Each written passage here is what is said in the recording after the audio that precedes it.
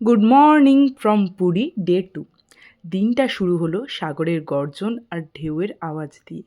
এখানে সকাল মানেই fresh vibe plus happy mood. বিচের লোকজন আসছে, খেলছে, ছবি তুলছে, আর সমুদ্রের জল যেন বলছে, উঠে পড়ো, দিনটা উপভোগ করো।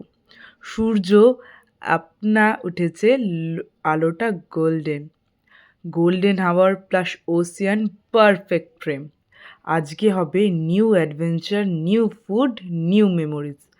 পুরীর সকাল টোটালি ম্যাজিক্যাল। পুরীর সকাল শুধু সুন্দর না, একটা আত্মার শান্তি। ভোরের আলোতে সমুদ্রটাকে দেখতে দেখতে মনে হচ্ছিল পৃথিবীটা কত সুন্দর। সৈকতের কাছে দাঁড়িয়ে ঢেউয়ের শব্দ শুনলে মনে হয় জীবনেও সব কিছু একদিন ঠিক স্থির হয়ে যাবে। অনেকে এই সকালে প্রার্থনা করে, কেউ নীরবে বসে থাকে, কারণ এখানে সকালটা শুধু সময় নয়, এটা অনুভূতি, এটা ধ্যান, এটা নিজের সাথে কথা বলার মুহূর্ত। পুরীর সকাল যেন ঈশ্বরের কাছে আসার অভিজ্ঞতা। এরপর আমরা রওনা দিয়েছি কোণারকের পথে। কোণারক যাওয়ার পথে আমরা কিছু ছোট ছোট ক্লিপ নিয়েছি, সেটাই আমি আপনাদের সঙ্গে শেয়ার করব। তো এখন আমরা চলে যাচ্ছি ঐতিহাসিক, অসাধারণ আর অনন্য কোণারক সূর্য মন্দিরে। এটা শুধু একটা মন্দির না, এটা ভারতের হাজার বছরের শিল্প, সংস্কৃতি আর স্থাপত্যের এক নিঃশব্দ ইতিহাস। গেট দিয়ে ঢুকতেই সামনে দেখা যায় বিশালাকার রথ। এই পুরো মন্দিরটাই তৈরি হয়েছে যেন সূর্যের রথের মতো, আর চারিদিকের সূক্ষ্ম নকশা সত্যি অবাক করে দেওয়ার মতো।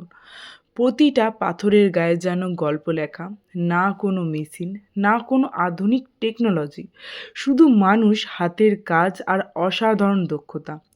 বিশাল চাকা, সূক্ষ্ম কারুকাজ আর প্রতিটি ডিজাইন যেন সময়ের সীমানা ছাপিয়ে আজও জীবন্ত। এখানে দাঁড়ালে মনে হয় কত মানুষ কত বছর ধরে কাজ করছে এই সৌন্দর্য তৈরি করতে, আর আজ আমরা তাদের সৃষ্টি দেখে মুগ্ধ হয়ে দাঁড়িয়ে আছি। মন্দিরের প্রতিটা অংশে সূর্যের প্রতিফলন, যেন সূর্যের শক্তিকে সম্মান জানিয়ে তৈরি হয়েছে এই স্থাপত্য। হাওয়া, মাটি আর পাথর সব মিলিয়ে একটা অন্যরকম ভাইব তৈরি করে।